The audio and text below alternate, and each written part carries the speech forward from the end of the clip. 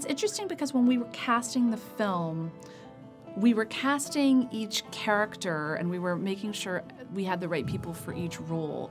We were also casting them in connection with each other and also in collaboration with each other. So we were also creating a community that could work together in a fairly small space for months on end, which meant we had to really think about how much space people needed to take up and how much people were able to make room for each other. So we saw like hundreds of actors for each role. And I remember me and Dee Dee Gardner and Frances McDormand had this thing that we would say, and John Buchan and Jason Knight, our casting directors, where we would see someone we would love, and then the big question was, is there enough room for her in the hayloft? So that became a big part of the casting process, is you're casting a community of people that people have to be able to trust is not going to destroy the process with ego or vanity or like people who are actually able to sit off camera for 2 or 3 days. And some of these actors are really at the top of their game. Being someone's eye line in a scene where they might not even have any lines. That's a certain kind of actor.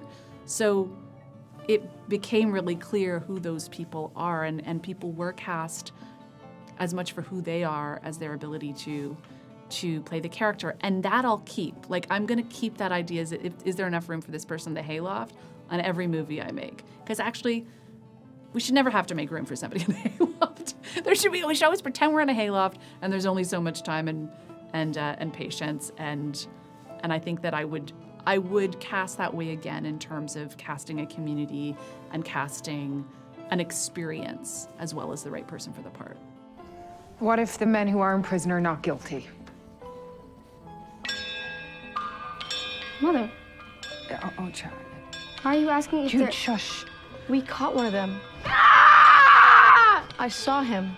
But only one. Yes, only one, but he named the others. But what if he was lying?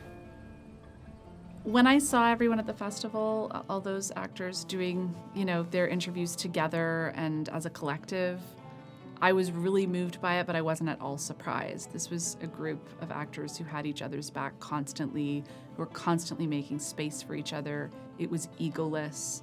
People were constantly trying to figure out and asking how they could be of help and service to each other.